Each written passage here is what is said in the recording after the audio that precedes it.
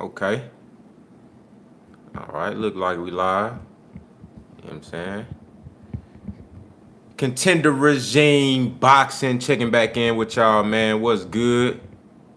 What's going down, man? Let's chop it up about this Shakur Stevenson and Jamel Herring fight. You know what I mean? I want to get y'all thoughts on this. How y'all saw this fight going, man? You know. See what y'all talking about, man. Salute to everybody coming through. Let me get my my chat set up here. Devin and Bob in the building. Salute to you, my brother. What's good? Yeah, I mean, I had to go ahead and hop on here before I head to the gym, man. Chop it up with y'all one time. Cry 7435 in the building. What's good? Amira J in the building. What's good, Queen? Good to have you here. Stephen Pamphile in the building. What's good, my brother? Salute to you.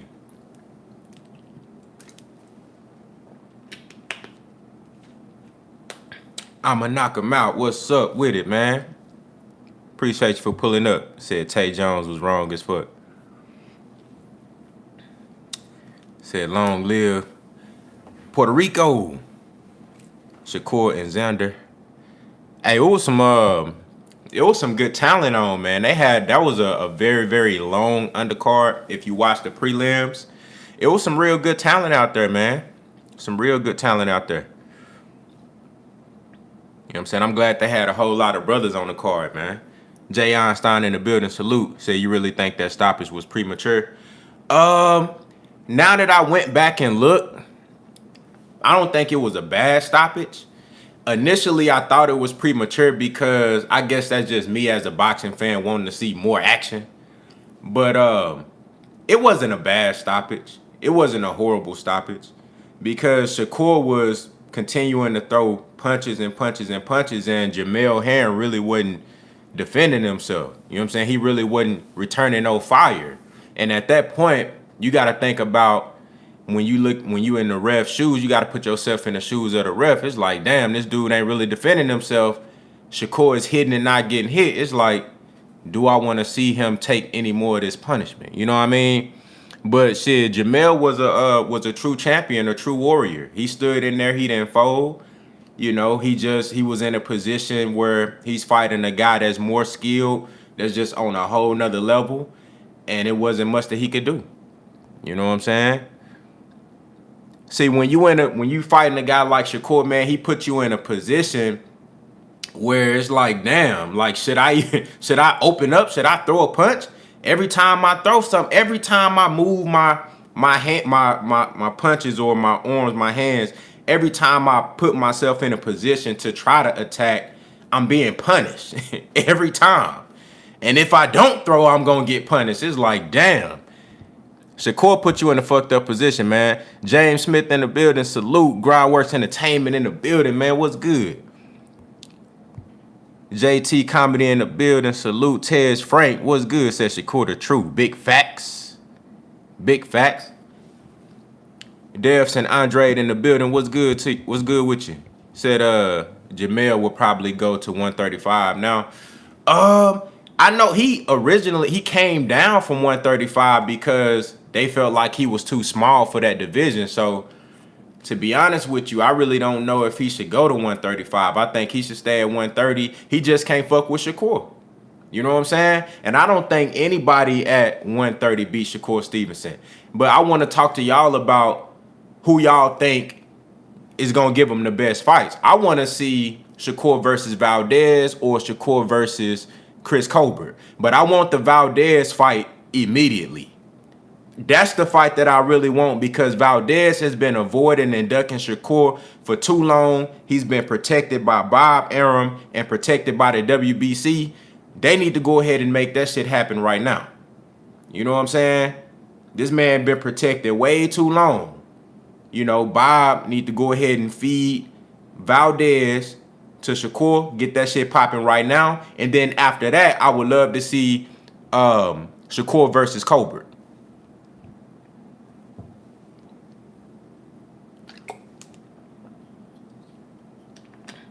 MJ is Total Health and Wellness Enrichment in the building. Salute to you, my brother. What's good? Gerald Fields in the building. What's happening? Phil J508 in the building. What's good, man? Y'all hit that like button for your boy. I appreciate it. You know what I'm saying?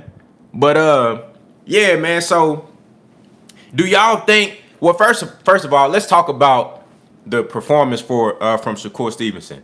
Man, look, SHAKUR put on a great performance, man. He did everything that I felt like he needed to do to make a statement. He did everything that I wanted to see from him in this fight.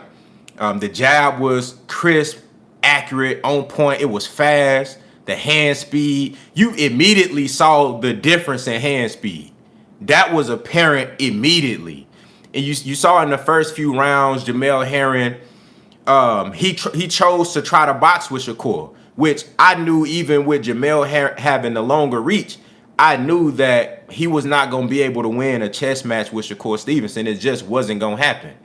And I say for the first 3 rounds, he tried that approach, and he saw that he was getting tagged. He was getting beat to the punch. SHAKUR Stevenson's counter ability is top notch. He was just very sharp last night. And then I say from the 4th round on from the 4th round to like maybe round 7 to round 8, Jamel Herring started to come forward because he realized, bro, I can't win no chess match with this guy. You dig what I'm saying? It's just not gonna happen.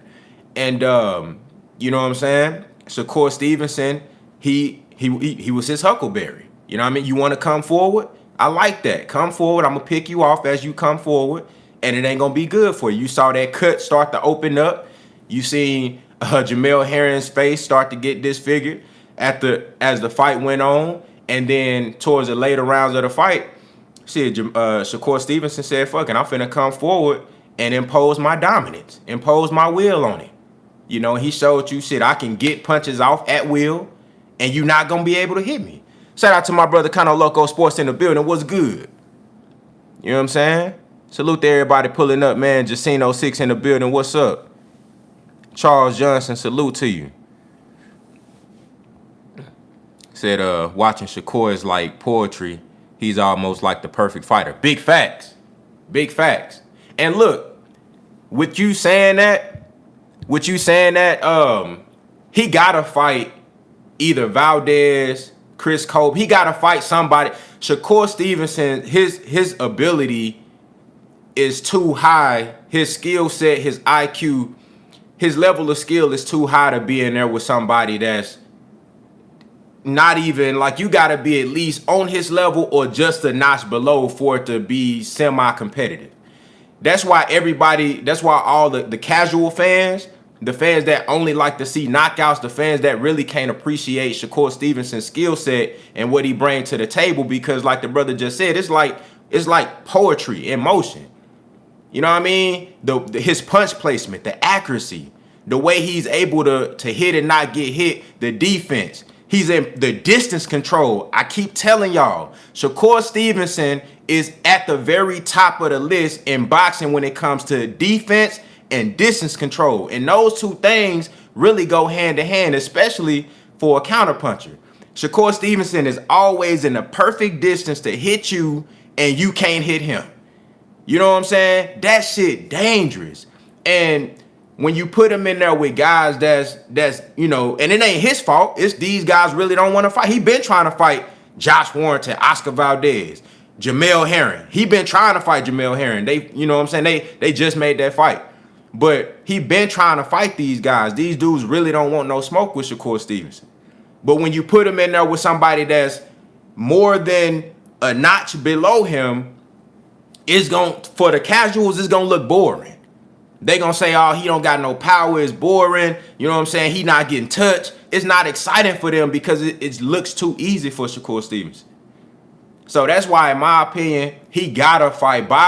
If it's in Bob Arum's best interest to go ahead and get Valdez in the ring with SHAKUR immediately. You know what I'm saying? Because putting him in there with somebody else is just not gonna look good. They gonna force SHAKUR to move up. And I don't want to see him move up prematurely. This only, his second fight at 130? Second or third fight at 130?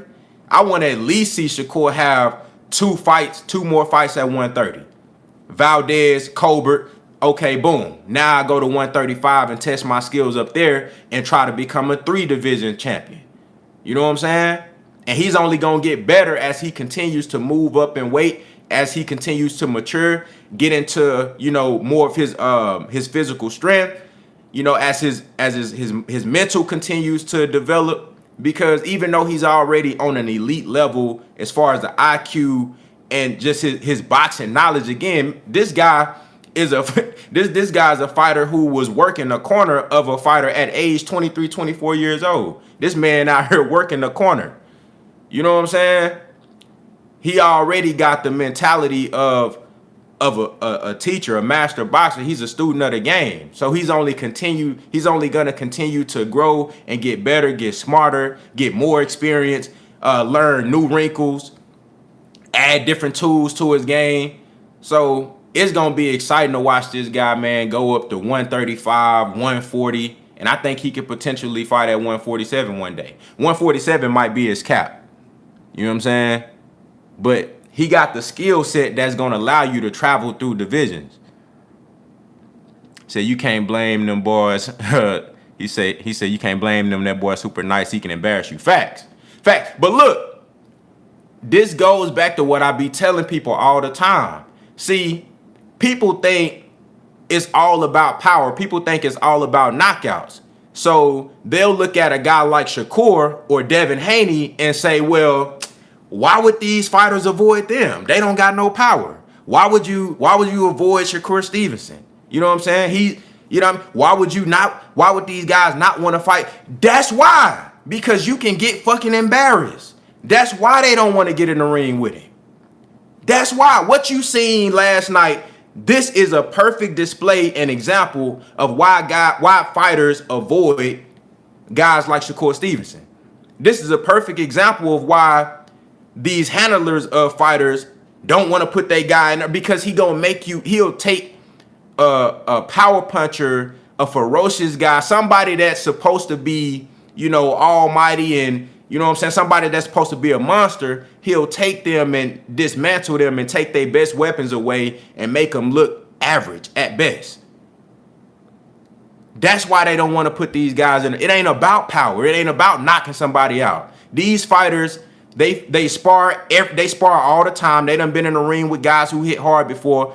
I don't think these guys are afraid to take a shot. You know what I'm saying? I don't think these guys are afraid to take a hard punch. That's not the hurdle. The hurdle to get over is the skills that you got to deal with when you get in there with somebody like Shakur. Imagine being in front of a fighter, your opponent, and everything that you want to do, you can't do. He's literally he's undressing you. He's stripping away all of your best weapons and forcing you to fight outside of your comfort zone. Imagine being in front of a guy where he's hitting you, but you can't hit him.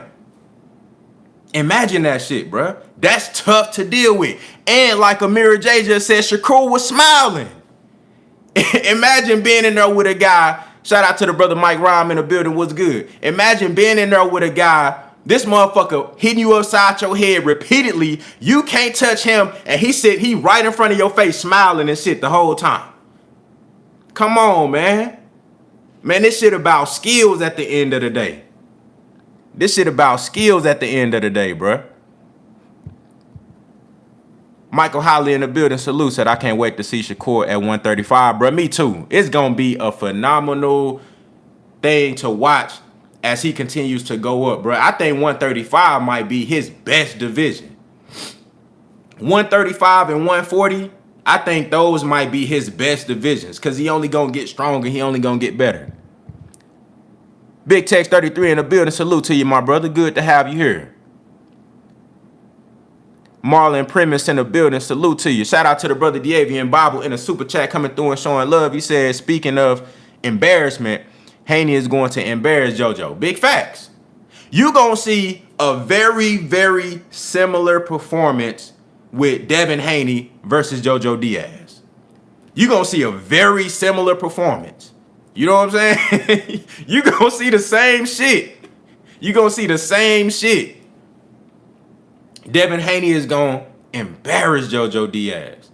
You know, and I'm gonna show Jojo Diaz respect for taking this fight and stepping up to the plate when other guys wouldn't do it. You know, Jojo stepped up. He fought Teofimo. Salute him. You know, he fought Fortuna. Salute him for that. He definitely got more nuts than Ryan Garcia, so I respect him for that. So ain't no shade on Jojo Diaz. I ain't gonna shit on him. I ain't gonna shit on him or nothing like that. But at the same time, it's like, bruh, I'm just happy that somebody is trying to get in the ring with Devin Haney. You know what I'm saying?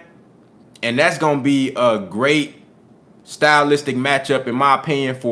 It's gonna be a good stylistic matchup because Jojo Diaz like to come forward and fight on the inside. Devin Haney, we know that he's a great boxer on the outside, but he showed you in that Jorge Linares fight that he can fight on the inside as well. That's gonna be a great fight. That's gonna be a great fight. Salute to the brother Jay Cooley in the building. Black Reality TV in the building. What's good? Said Shakur Stevenson put on a spectacular performance. I don't see nobody beating him at 130. I agree with you, brother, 100%. I think the Cobra fight is going to be good if it happens at 30, but I don't see nobody beating him at 130. Jay Cooley said, now Jojo going to fight back. Heron, hold up. Jojo going to fight back, but that's what's going to get him fucked up. That's what's going to get him fucked up. Look at what the brother Big Tex 33 just said. Haney have a 6-inch reach advantage. Jab, jab, jab to death. He gonna jab his ass to death. Look, I want Jojo Diaz to fight back. That's what's gonna get him fucked up. That's what's gonna get him fucked up.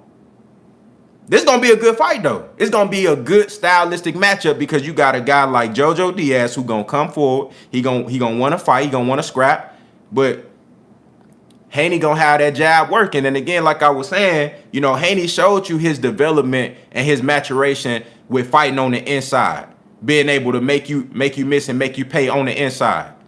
You know what I'm saying? But if he want to keep that fight at distance, bro, he can keep Jojo on the outside all night. What he gonna do? The same shit that you seen Jamel Herring. You saying Jamel Herring hold up, but you gotta understand, bro. This man in there with somebody who's controlling the distance masterfully, and he's putting himself in a position of where he can hit you, but you can't hit him. What is Jamel Herring gonna do? If you go out there and try to crash, I mean, that's your only other option is to try to crash out. If Jojo Diaz do that, you know, it's gonna be a sight to see. But the only thing Herring could have did last night was try to crash out and just go balls to the wall and just throw crazy punches, but that would have got him stopped earlier. All that would have did was speed up the stoppage. That's all it would have did. Said Jojo don't. JT Comedy said Jojo don't got popped like Linares, so Haney gonna look way more dominant. I agree, 100%. I agree. You know, I don't think he gonna have to respect his power as much as he did Linares. People forget, man, Linares is a bona fide power puncher. I don't give a fuck if he 35, 36, 34, 30. No, I don't care how old he is. Linares is a bona fide power puncher. You know what I'm saying? So that was an element of his game that Devin Haney had to be aware of. But at the same time, he still was right in front of that man the whole fight. He got careless at the end, at the very last second of the 10th round. Just the very last second, he got careless. And then there was other shots that he took very well from Linares early in the fight. You know, he was rolling with the punches, so look, some of that shit was kind of grazing. But bro, it's gonna be a great stylistic matchup with Devin Haney and Jojo Diaz. Said Devin can outbox Jojo, but if Jojo can turn into a dogfight, Devin can struggle with it. I agree. I think Jojo Diaz, and look, I'm not trying to downplay Jojo Diaz. I definitely think he can present some challenges for Devin Haney, but that's why it's a great matchup. Because now we get to see Devin Haney in there with somebody who the fans look at as a potential threat. You know, they say he only fight older, you know, bums or old guys or washed up guys and stuff like that. Now you get to see him in there with Jojo Diaz, who has a very, very decorated amateur background. He has a good pro resume, you know what I'm saying, coming off some of the best fights of his career. Only lost to Gary Russell Jr. You know what I'm saying? So this guy has a really, really solid background and resume and a lot of experience, and this is gonna be shout out to the brother Punch Perfect Boxing in the building. What's good?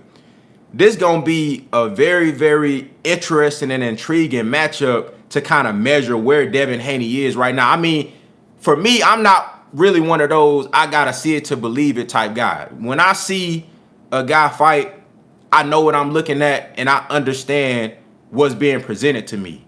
You know what I'm saying? I just feel like I got an eye for this shit, and I know what I'm looking at when I look at Devin Haney. But at the same time, Devin blocking the building salute. At the same time, it's like I really want to see this shit put on display, and I think we're gonna get a great chance to watch Devin Haney put that shit on display versus Jojo Diaz.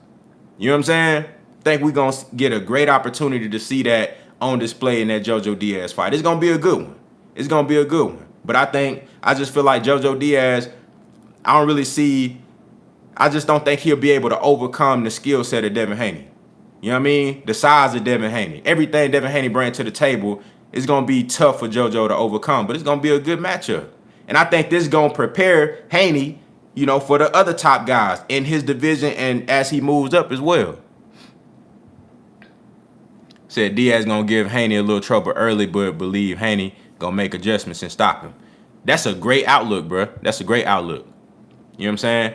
And I want to see the game plan from both fighters. You know, I expect Haney to box from the outside, you know, keep his distance, use that jab, and then early on in the fight, and then later on, you know, I think Diaz might get a little tired, you know, from trying to come forward and, you know, taking punches, really trying to work his way, because he's going to have to work very hard to get on the inside and get underneath that jab. You know, so I think later on, and I think Devin Haney gonna go to the body early as well too, because he gonna be able to do that shit from a distance. You know, jab, he gonna use that the jab to the body the same way Shakur. I was screaming at the TV last night. I'm like, Shakur, go use that jab to the body, and he was doing that shit. Remember I told y'all as Jamel Herring was coming forward. You know, when he did switch, he flipped that switch and he started to go forward like after the third round. And I'm screaming at the TV. I'm like, Shakur, stick him to the body with that jab. Stop him in his tracks. He was, every time Herring started to pick up some type of momentum and steam, Shakur pushing that jab to the body, stopping him in his tracks. And then that way he can let off his other shit. That's the same shit that Devin Haney gonna do to Jojo Diaz. Because Diaz ain't gonna have no choice but to try to come forward. He gonna use that jab to the head and put that bitch right in his motherfucking stomach. Every time he try to start gaining momentum, put that bitch right in his stomach. You know what I'm saying? And then he gonna come over top with the left hook. Bruh, that's gonna be a good ass fight. It's gonna be fun to see. And for people who like skills, you know what I'm saying? For people who like to see adjustments and strategy, that's gonna be a good fight to watch. It's gonna look very similar to what you saw last night. And I agree with the brother, I agree with I forgot who said that, but Jojo he gonna fight back, I believe, more than what Herring did. But we'll see. You could say that before the fight, but once he actually get in there and he start taking those clean shots and he can't get shit on Devin Haney, we'll see how much he open up then. Motherfuckers get gunshot when you in there with somebody who can hit you and you can't hit them. Motherfuckers get gunshot real quick. That shit change up real quick. You know, they say he ain't got no power, but you get hit with enough of them bitches, you ain't gonna want no more of that. You ain't gonna want no more of that. Said I'm low-key glad they stopped it because Shakur was on his way to seriously hurting here. Yeah, man, yeah. You know, and initially, like I said, I felt like the stoppage was premature. But after going back and looking at it, I mean, Shakur was walking him down with the intent to hurt him. And he was landing punches at will, bro. Herring really couldn't do shit. And maybe his eye was, you know, gave him issues as well, because, I mean, it really wasn't shit that Herring can do. You know what I'm saying? So it was only going to get worse from there. And that was the 10th round. I mean, he had the rest of that round. And because remember, Shakur had just started like really picking shit up. So he had the rest of that 10th round and then the whole 11th and 12th. We really don't know what could have happened in those 2 rounds, bro. Like, he could have suffered a lot more damage. You feel me? And, you know, a lot of times when fighters do have issues where they're seriously hurt and they have those lingering effects after the fight, it really be it'd be a matter of like a round or two. That be the difference from a guy like being seriously injured, like brain damage and shit like that. It'd be a matter of a round or two. If he just took 2 more rounds of that type of punishment, it could have been bad for him. You know what I'm saying? Could have been real bad for him. Said, bro, that Xander Zaya kid looked pretty good. He did. He looked real good, man. And Nico Ali, he looked good too. It was another cat, man. I forget his name. I had posted him on the Instagram. He looked real good, man. He hit the guy. He had the dude on the ropes. You know what I'm saying? Hit him with a uppercut to the body. Then came back up, uppercut to the head. Y'all tell me what's that dude's name is. I forget his name.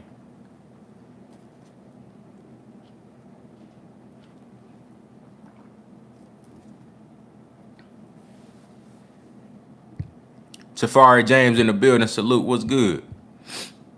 Said Jerron Ennis fight next week. Let's go. Big facts. I can't wait. That's going to be a good one, man. I mean, not the actual matchup, but it's going to be good to see Jerron Ennis. I think he's going to put on a spectacular performance. Troy Osley, yeah. Troy Osley looked good, man. Troy Osley looked real good. Man. I was very impressed. He didn't really fight nobody, but I was impressed with the skills and what I saw in the ring. So I'm excited to see more from him next. You know what I'm saying? But what do y'all think? Which matchup do y'all want to see more? Do y'all want to see SHAKUR Stevenson versus Valdez or SHAKUR Stevenson versus Chris Colbert? If y'all had to pick, which one would y'all want to see the most?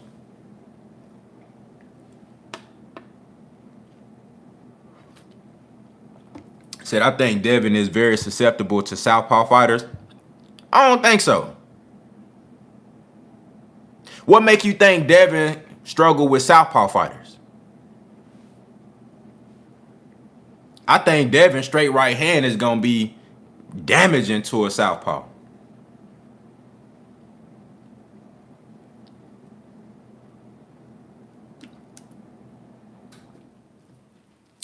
Colbert and Navarrete.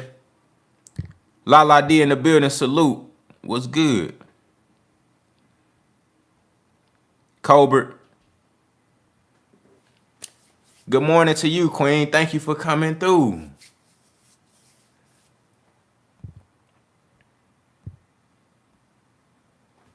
Let me see. Stevenson, Valdez, Colbert, a tough fight. Yeah, I think I agree with you, Big Tex 33. I think Colbert is the tougher matchup. But me personally, I see it's real mixed. I see a lot of people saying Colbert, a lot of people saying Valdez. But I think, in my opinion, the Colbert fight is probably the most competitive one.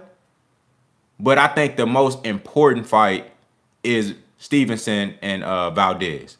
I want him to go ahead and unify. Number one, Valdez need his ass kicked for cheating. You know what I'm saying? He need his ass whooped for taking those drugs and then still getting in there and fighting old boy. You know what I'm saying? He need to get his ass whooped. That's number one. He need to be punished. So I want to see SHAKUR go in there, whoop on Valdez, take his belt, and then also, if the Colbert fight comes after that, then them boys get to fight for multiple titles. You know what I'm saying?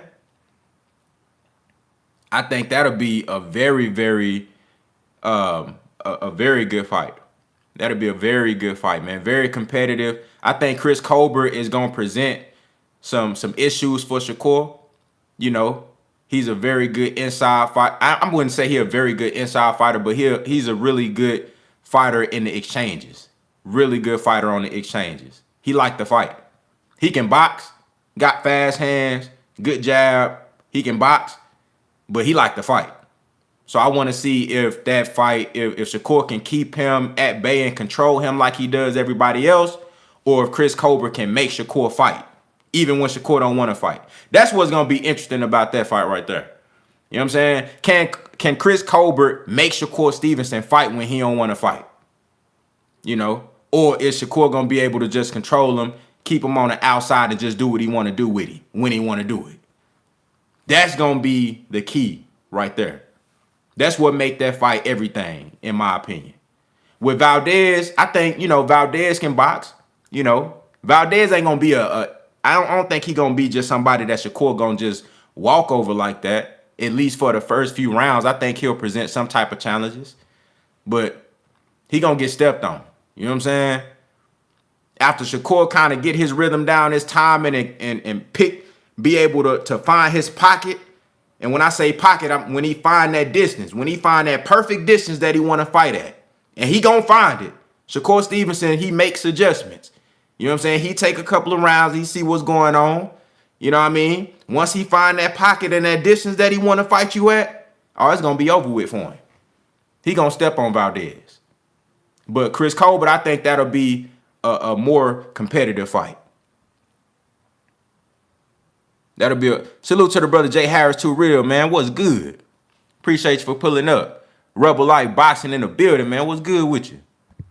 Said Chris Colbert would be the harder fight because they're both slick fighters. I agree. Slick fighters give other slick fighters issues. I agree with you, bro. I agree with you 100%. 100%. And then they both have that athleticism factor as well. Chris Colbert is a very, very athletic fighter. Shakur Stevenson as well. They'll be able to do things in the ring versus each other that somebody like Oscar Valdez ain't gonna be able to do with Shakur. So it'll definitely be a different element of explosiveness, athleticism, and slickness.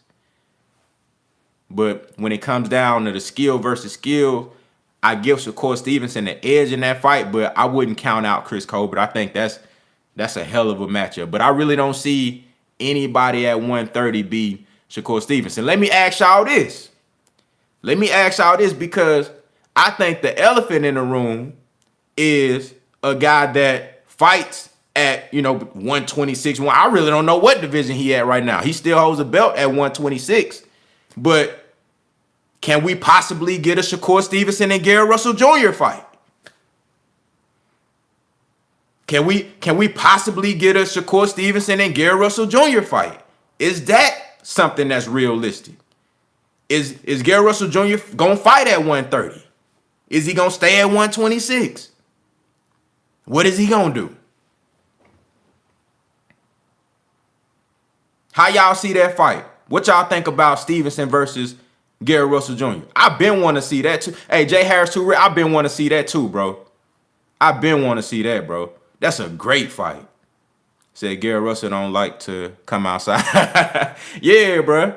Say he don't like to come outside. Boxing Mind TV in the building. What's good? Gary Russell Jr. fight won't happen. Man, you know what? It's sad, but I agree with you, dog. I agree. That's what it looked like anyway. I hope I'm wrong. I hope that fight actually does happen. Salute to the brother Devin Bible back in that super chat coming through and showing love. He said it'd be great if we could get Valdez, Colbert, and Loma next year. Ooh, that'll be amazing.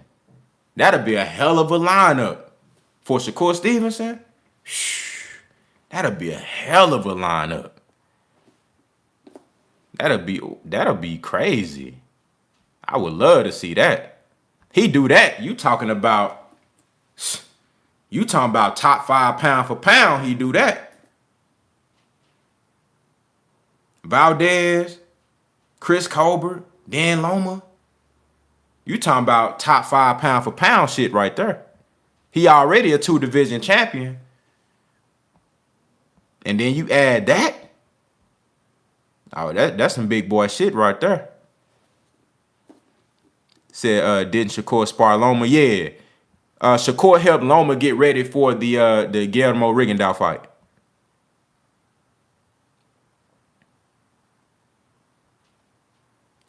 Shout out to Ronald Moore in the building. Salute. He said, if that lineup happened pound for pound, that man, big facts. You ain't gonna have no choice.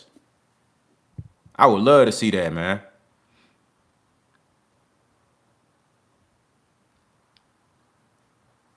Said, oh, Gary Russell got a fight coming up. Who he about to fight?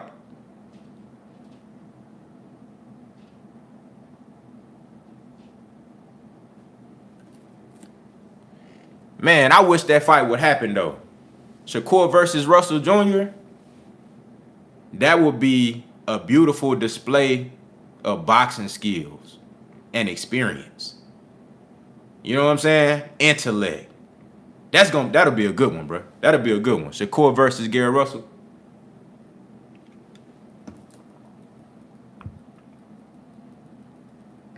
I would love to see that.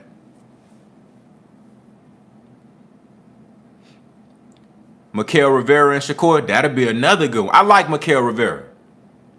I like that kid. He can fight. He can fight. He got power. He can box. Very athletic. And he loved to fight. You know what I'm saying? He want to inflict damage and pain on his opponent. I like Mikael Rivera a lot. A dude named Maxayo. Oh, okay. Maxayo is pretty decent. He pretty decent. But I mean, again, that's not somebody that I want to see Gary Russell fight though, man. I'm tired of him just coming out here fighting these mandatories, man. These guys that, these one fight a year mandatories, man. I'm ready to see him get in there with somebody who is worthy. Did you see that Teofimo doesn't want to answer no more questions about Devin Haney? I didn't see that, but I believe it. I believe it. You seen his energy when Devin Haney came around?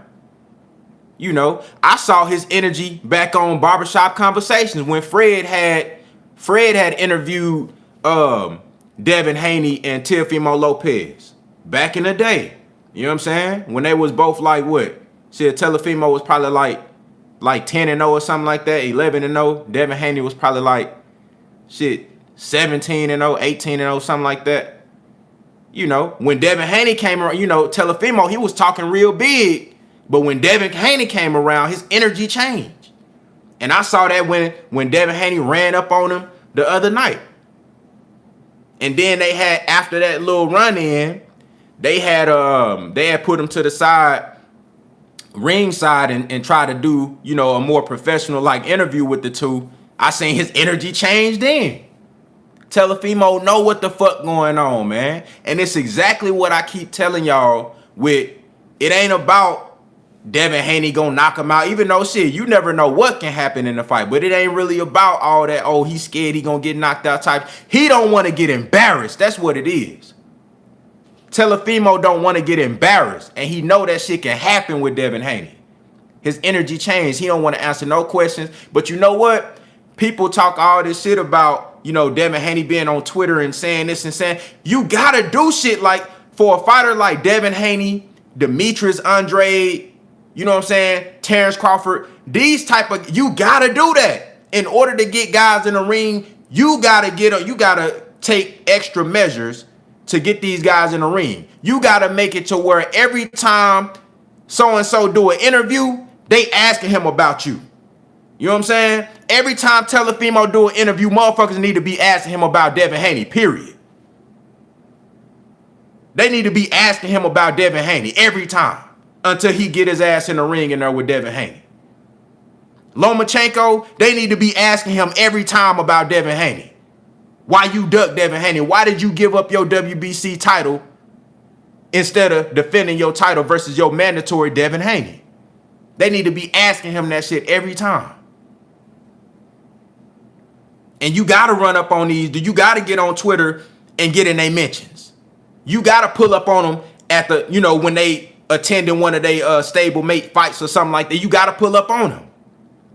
They got to smell your cologne, bro. At this point, if you can't get these guys in the ring, all these fans and shit online, you know what I'm saying? All the naysayers and detractors talking shit, oh, he ain't fight nobody. All he fight is bums. You know what I'm saying? When he gonna fight somebody?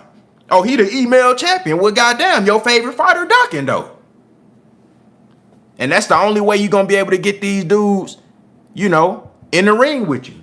Salute to the brother, Case Nasty 0102 in the super chat coming through and showing love. I appreciate it. He says, salute, brother. Shakur can sit back and let them come to him now. Hey, you know what? You got a point. But at the same time, I want to see Shakur press that line. I want to see Shakur, keep doing what he been doing. Because that's what got him to fight with Jamel Herring. Because Think about it like this. Jamel Herring was he was trying to fight Valdez, which I don't blame him for that, but he was trying to fight Valdez. You know what I'm saying? But Shakur was like, man, look, hell no. I'm the mandatory now for the WBO. I'm finna press that line. I know Valdez ain't gonna fight me. So I want Jamel Herring. One of these guys who got a title, y'all gotta see me. And that shit, Jamel Herring was a real motherfucker. He said, okay, you know what I'm saying? Bruh talking crazy like that. Damn, I can't go out. I gotta go fight this man. Now see, a lot of these guys ain't gonna be real motherfuckers like Jamel Herring. That's a grown man. That's a real dude right there. A lot of these fighters ain't like that. They still gonna go ahead and, try to hide behind a promoter and do this and do that and try to stay away from stay away from SHAKUR Stevenson and Devin Haney, the Devin Haneys of the world and shit like that. But, I think SHAKUR still gotta, he still gotta press that line and make these guys, every time they do interviews, when Oscar Valdez do an interview, they need to be asking him about SHAKUR Stevenson. Every time. He shouldn't be able to do no interviews without them talking about him fighting SHAKUR Stevenson. So I agree with you that he has put himself in a position to where now everybody's on notice. Everybody, his skill set and his talent is undeniable. As if motherfuckers didn't already know that, but now everybody know what he brings to the table. So people, it's respected now. So now he can sit back. He gonna get some people gonna be offering to make fights with him just because now his name building up. So yeah, some people gonna come to him. But the fighters that he really want to get in the ring, he still gotta press that line. He can't sit back and wait on them, because if he do, they gonna have, they gonna have the means to escape and have that protection plan behind them. Just like Valdez. He been trying to fight him for shit like 3 years now.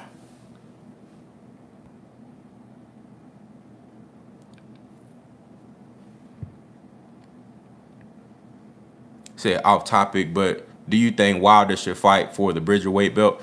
Hey man, my homeboy was just telling me last night, he put me on to like the Bridgerweight division actually being a real thing now, because I had heard about it like some time ago, but I didn't know it was actually like a real thing. So now that, that shit is up and active now, they got belts and shit for it now. I seen Oscar Rivas just fought for a belt and won a belt at Bridgerweight. Hell yeah, I wouldn't mind Deontay Wilder going out there and fighting for one of those titles. Shit, hell yeah. I think he'll get out there and knock out a lot of them dudes. You know what I'm saying? He'll dominate that division if he really want to. Why not? Why not?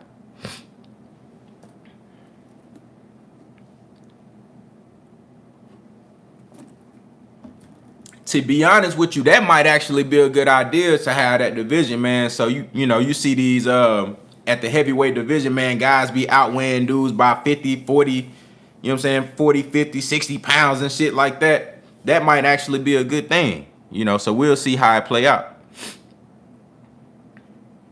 Said, no doubt, SHAKUR got to keep winning. His legacy gonna outgrow the Ducks. Big facts. Big facts, bro. He put himself in a very, very good position right now with that performance. Very good position, because now all of the shit talking, all of the bravado and the energy that he been bringing to the table, now it makes sense to people. Now people see like, okay, so this why he moved like that. This why he was grabbing on Jamel Herring belt at the weigh-in and at the press conference. This why he was talking how he was talking, because he really liked that. Now it makes sense. Okay. Now it makes sense. So when he get up there and he call these people out, or he demand a certain fight, or he feel like, damn, I want to fight this guy. Now it's warranted. Now it makes sense. And people gonna have to respect it. They can't say, no, you ain't fought nobody. He just fought Jamel Herring, a proven champion. Jamel Herring was on a 6-fight win streak, defended his title three times in a row. Had one of the best coaches, one of the best teams in the game. He just went out there and made Jamel Herring look ordinary. A world champion. We talking about a legitimate world champion. SHAKUR Stevenson just did that too. The bigger guy in the ring. Dismantled him. Took all his weapons away. He made a statement last night. He made a statement last night. And people gonna have to respect it. They ain't got no choice. You know what I'm saying? All that he ain't fought nobody. He ain't got power. He ain't did this. He ain't did all that shit out the window now. Anybody saying that, they just talking. And they before last night, they was just talking. Because deep down, they know what the fuck going on. These people know what they see when they look at SHAKUR. They call him boring. Yeah, you know, but they know what the fuck they looking at. You know what I'm saying? When a motherfucker call you boring as a fighter, that's really a major compliment. That's really depending on who it is, that's really a major compliment. You know what I'm saying? Because basically what you saying is, motherfucker, you too damn good, and I'm tired of seeing you dominate. You too damn good.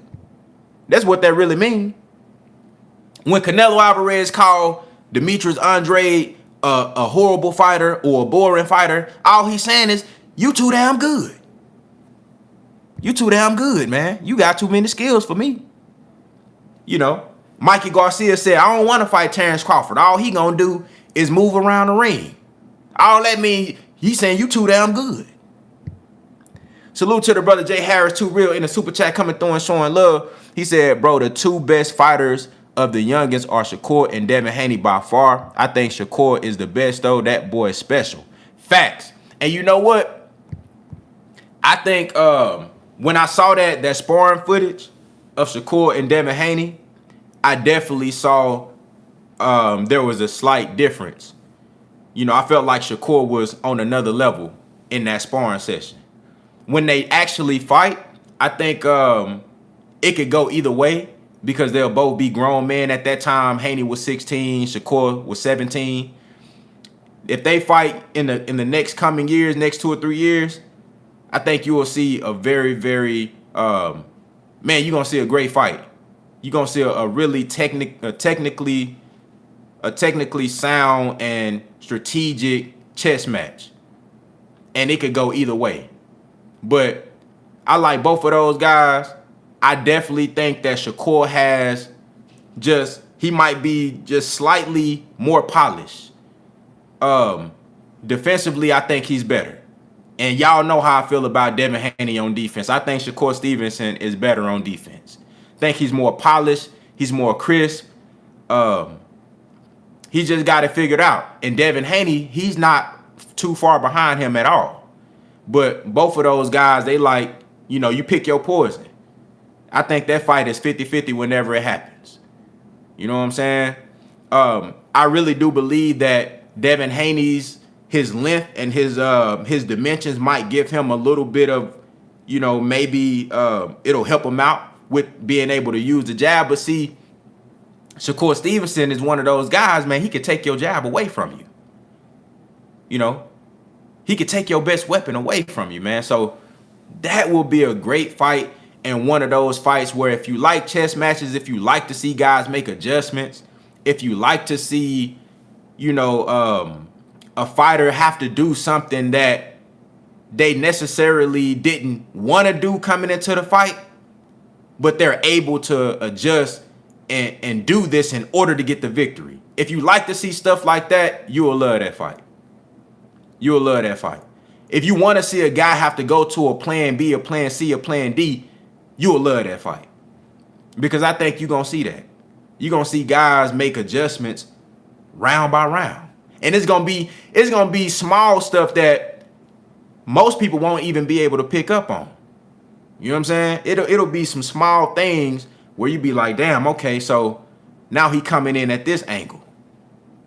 Now he throwing the jab, you know, he throwing some rangefinder jabs, and then he bringing the overhand right up top instead of throwing a firm jab and then bringing the overhand right. You know what I'm saying? It'll be small things that most people won't even pick up on. Small adjustments like that. But I would love to see that fight, bro. In my opinion, that's for the next, I would say, 3 to 5 years, that's probably one of the best fights that you can make in the sport of boxing. If both of those guys continue to do what I think they're going to do, that'll be one of the best fights you can make.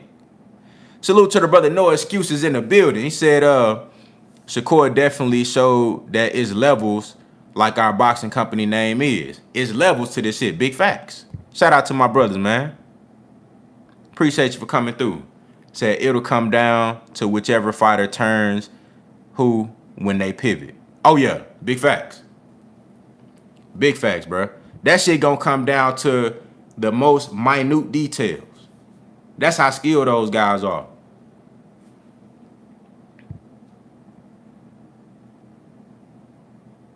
Said, I think Shakur does Valdez worse. I agree 100%. I agree 100%. I don't really see anything that Valdez going to be able to do in the long run to get Shakur off his square. I think Shakur dominates Oscar Valdez. First couple of rounds, it's going to be a filling out period, you know, but I think he dominates Oscar Valdez. Just completely dismantles him, takes everything away from him, and just do what he want to do with him in the ring. You know, I heard Andre Ward say that last night Shakur reminded him of Floyd Mayweather when he fought Arturo Gatti. Well, if you thought that performance reminded you of Floyd versus Gatti, Shakur versus Valdez, that's really gonna remind you of Floyd versus Gatti. That's gonna be the real Floyd versus Gatti performance for Shakur. Him versus Valdez, that shit gonna be bad. That shit gonna be bad. That shit gonna be bad. Gonna be a beautiful performance. They gotta make that fight next. You know what I'm saying? Ain't no reason for Bob Arum to continue to protect Valdez. No reason. You see, you got a guy like Shakur Stevenson who is continuing to pick up notoriety, steam, momentum. You see the skill set. You see he has a fan-friendly style when he want to come forward and he want to throw punches. Fans, they love power, but fans also like hand speed and blistering combinations and punches and bunches. And you see Shakur can bring you that. You know what I'm saying? So ain't no reason to keep protecting Valdez. Go ahead and put him in there with Shakur. You know, feed him to the lion. And whatever it's going to be, that's what it's going to be. And then now you're going to really see what you got in Shakur Stevenson if you don't already know now. And that's the guy that you put your money behind. That's the guy that you get behind. You know what I'm saying?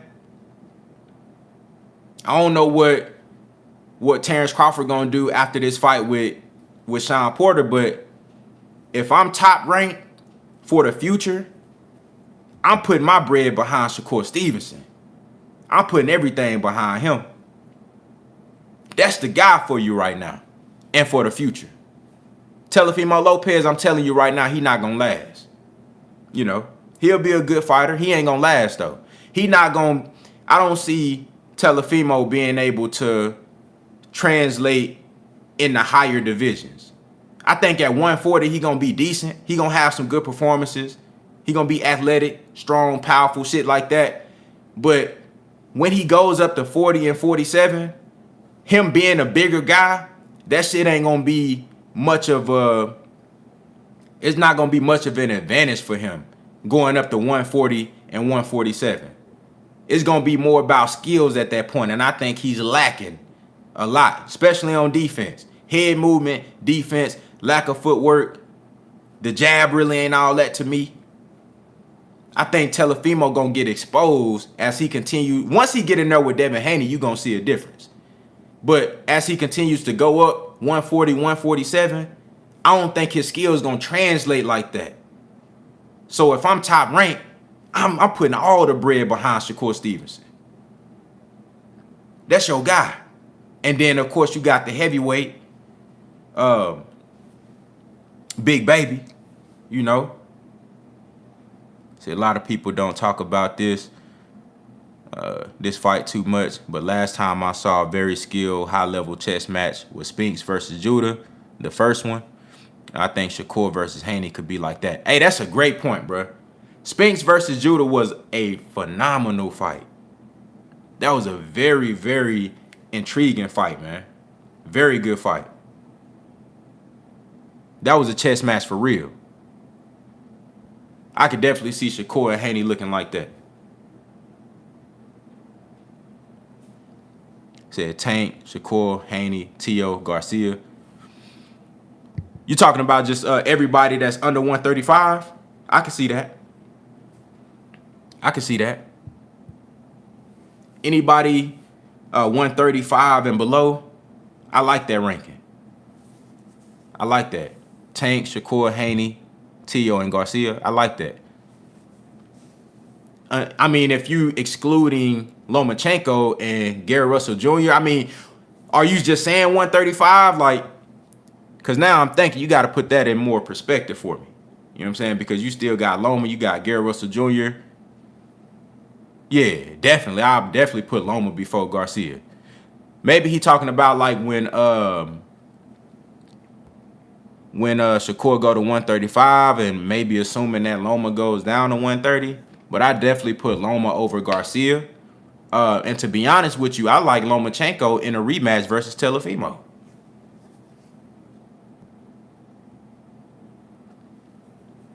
Valdez absolutely has no head movement. It's really aggravating to watch. He's getting hit with the same 3 punches. I hate that. Yeah, man. Yeah. He can box, but his head movement, it ain't going to be on the level it needs to be to compete with Shakur Stevenson. It's going to be like target practice, honestly. Said Teofimo going to get upset and fall out. Facts. Facts. I don't see Teofimo lasting. As far as being this, having this image painted of him being some masterful, skillful power puncher and knockout artist and all that, that shit ain't gonna last. I'm telling y'all right now. I think Teofimo already has reached some guys peak earlier than other guys. You feel me? Some fighters peak earlier. Some fighters are at their very best, like at the age that Lopez is right now, 23, 24. Some guys don't never get better than what they already is.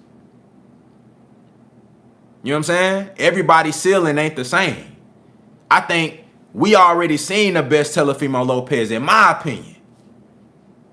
The Lopez that fought Loma, Nakatani, Richard Comey is a pretty good guy, a pretty good fighter. But I think that's the best Lopez you gonna see. You're not gonna see a better Teofimo than what you already seen. Said, do you think Ryan Garcia has peaked? No, I actually think Ryan Garcia can get better. I think he can get better. Do I think he will get better? That's another story. Because I've still been seeing the same lapses on defense, the lack of head movement, the keeping his chin all the way in the air and shit. You know what I'm saying? Walking motherfuckers down with his chin all up in the air. But I do think Garcia can get better. Teofimo Lopez, I think he peaked already. And I mean, he's a good fighter. I'm not trying to take nothing away from him, but that's just my observation. I just think he's one of those guys that, he peaking early. And that's why you see him in these fights. He's taking these big fights at 15-0, 14-0, 16-0. He peaking early. I don't think you're going to see a better fighter than what you already seen from Lopez. I just don't see it. A lot of the things that he do is off of pure athleticism.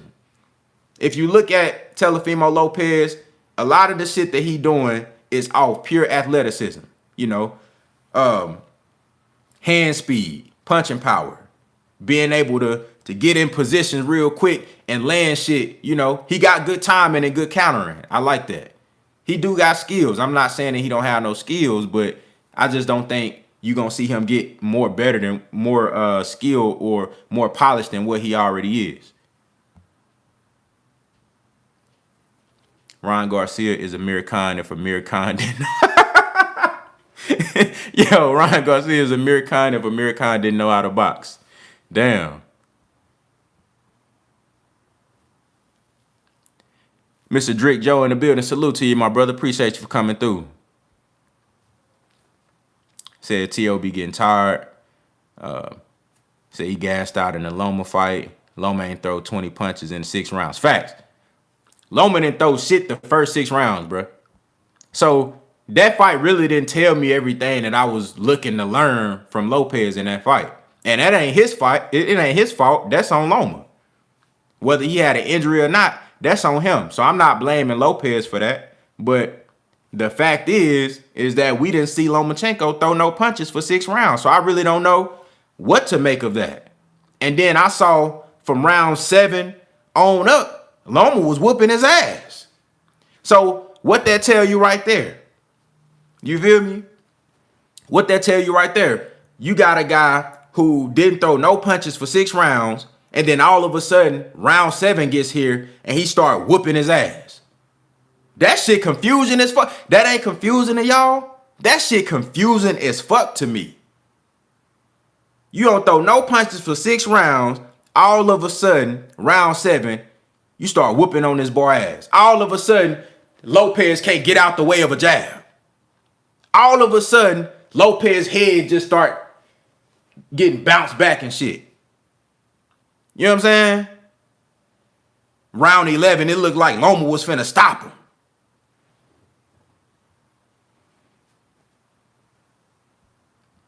Said, do you think Tank has peaked? Nah, I think Tank is still getting better.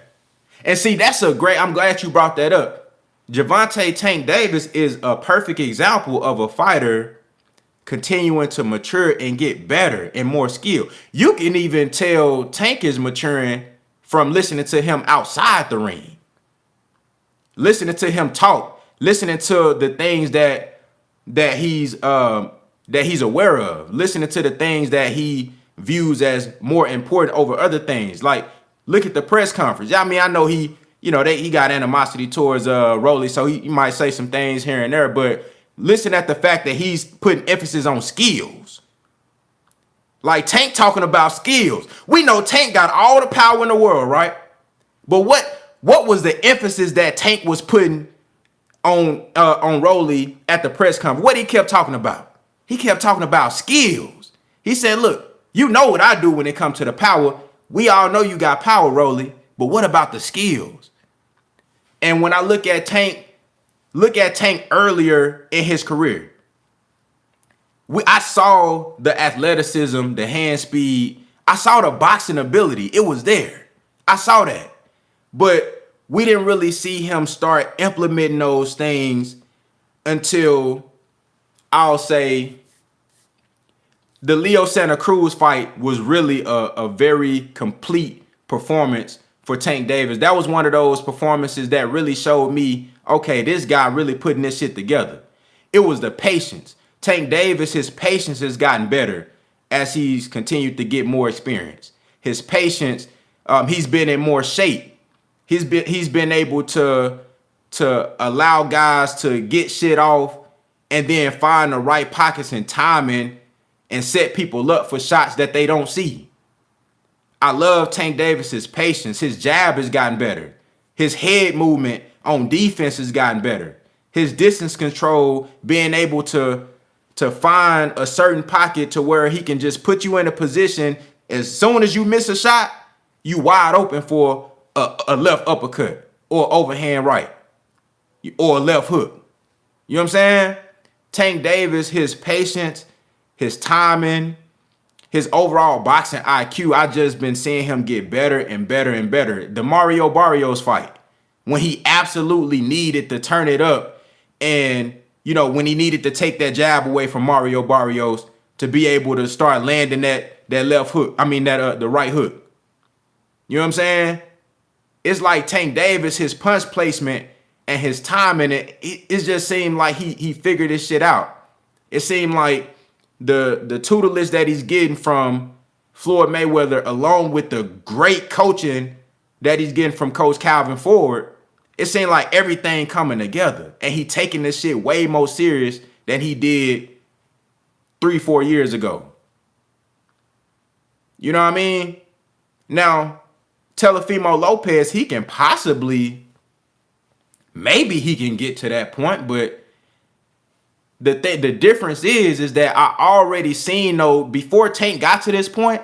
I already seen those tools there. I already seen the boxing ability and the skills there. He just wasn't putting that shit into motion. But now all it took for Tank was for his mental to catch up with the ability. He already had these tools there. Just like SHAKUR Stevenson, I already know what he can do. Devin Haney, I already know what he can do. It's just now you got to see these guys actually put that shit into motion. The shit that I seen in Tank 3-4 years ago when he was 23, I don't see that in Teofimo Lopez. I don't see the foot movement. I don't see the patience and the timing that Tank got. So I think he's still, Tank is getting better and better and better. You know what I mean? He definitely hasn't peaked yet. I think you probably gonna see the best Tank Davis when he turned like 28. You gonna see the best Tank Davis at like 28 years old. That's when you gonna see Tank like he gonna be damn near unstoppable.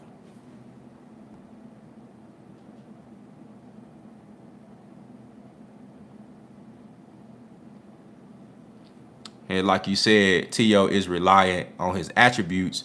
He might always do his best work in the first half of every fight. That's a great point. That's a great point.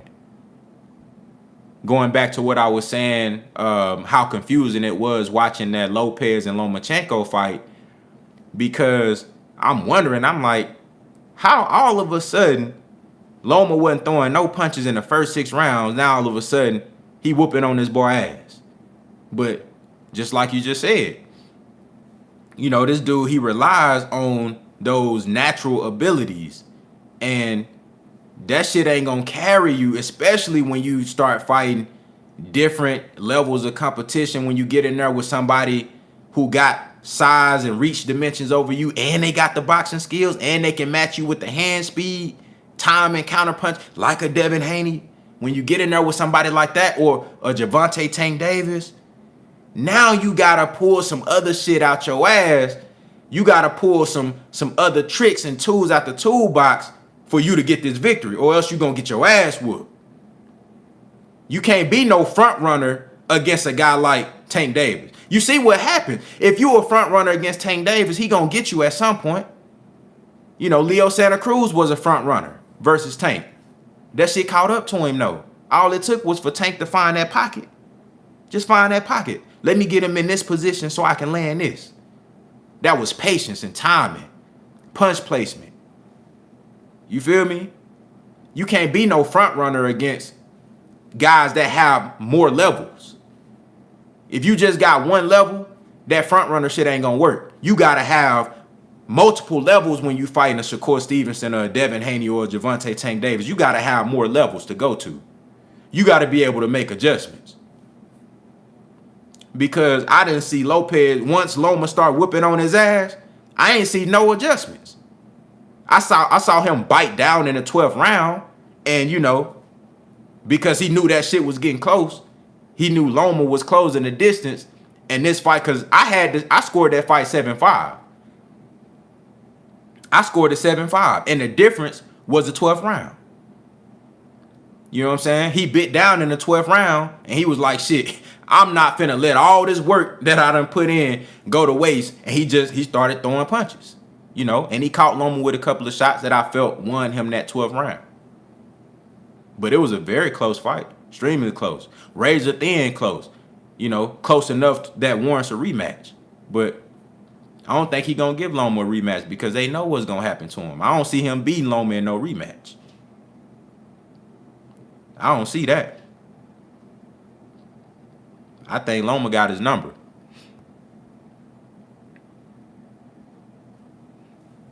I was like, why is T.O. fatigued and tired? Nothing happened in the first 6 rounds. Facts. I'm like, bro, nothing happened in the first 6 rounds. Why are you tired? Bro, you didn't even have to throw no punches. All Lopez did in the first 6 rounds was he had a little range finding jab out there, and every now and then he would throw like a straight right to the body, and Loma would evade. Loma was very elusive. I don't know what was going on with him. He said he had an injury. Maybe that kind of kept him from being able to do what he wanted to do. But I ain't going to give Loma no out or no excuse. I'm just going off what I saw. You know, Loma was being very elusive in the first 6 rounds. He wasn't throwing no punches. All Lopez did was, you know, walk forward, you know, throw a range-finding jab. Nothing was really landing. He was landing little shit on the gloves here and there, but it really wasn't no type of action going on in the first 6 rounds. So why are you tired all of a sudden? Was it the mental fatigue, the mental pressure that kind of started to weigh on him? I don't know, but why was you tired all of a sudden?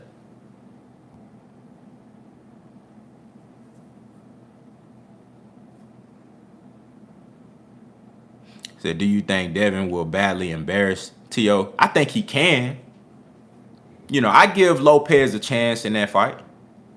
I think you can call it just out of respect for what he's accomplished thus far. I think you got to call that fight 50-50. Even though I think Devin Haney stylistically he has an advantage. I think skill-wise, Devin Haney brings way more tools to the table. And he's also the bigger guy size-wise. But I'm going to still give Lopez the respect of calling it a 50-50 fight. But I do believe that Devin Haney has an opportunity, if that fight happens or when it happens, he has a great opportunity to embarrass him and make him look average. I think you'll see in that fight Devin Haney making Teofimo Lopez look like a regular fighter. You know what I'm saying? I think and people keep bringing up this whole power thing when Lopez, I didn't see him hurt Loma. I mean, if Loma can be elusive enough to not get hurt by Lopez, I think Devin Haney can do that shit too. You know, I seen Nakatani stand in the fire with Lopez and take his best shots. Shit, I think Nakatani won that fight, if we being honest. You know, so I'm not concerned about Lopez landing some shit on Devin Haney and knocking him out. You know, if he do this, hey, I'll give him credit for it. But I'm not concerned with that. I think if he gonna beat Teofimo, if Lopez gonna beat Haney, he gonna have to be able to outbox Haney. He gonna have to be able to like win a chess match with Haney. I'm not concerned with him knocking Haney out. I'm not concerned with that. Because if your only chance to win is by landing some wild shit on Devin Haney, good luck. Good fucking luck. It took Linares 10 rounds to do it, and it was at the very last second of the 10th round. The very last second of the 10th round where Haney just got laxed and irresponsible.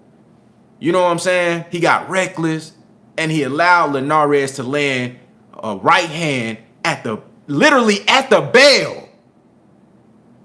Literally at the bell. Linares landed a right hand. It took him 10 rounds, literally 10 full rounds. He landed it at the bell of the 10th, at the end of the 10th round. So if you're relying on landing one shot on Devin Haney to win, good fucking luck. I think Lopez gonna have to use more than that. He gonna have to have some skills. And I just don't think he got enough to beat Devin Haney. But we'll see. Hopefully the fight happens.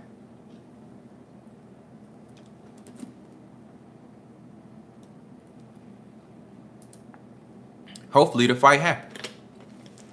But look, man, I'm finna go ahead and get on up out of here, man. I gotta hit the gym, man. You know what I'm saying? I got a long day ahead of me. I hope y'all have a great Sunday. Enjoy yourselves. It was good talking to you, man. You know, go watch some football. Do what you do on Sundays, man. Kick back and relax. You feel me, man? Shout out to everybody that came through in the regular chat. Everybody that super chatted. Like the video if y'all haven't already. Hit the like button. I appreciate it, man. Salute to y'all. Contender regime. Boxing. I'll holler at y'all boys, man. Hold it down.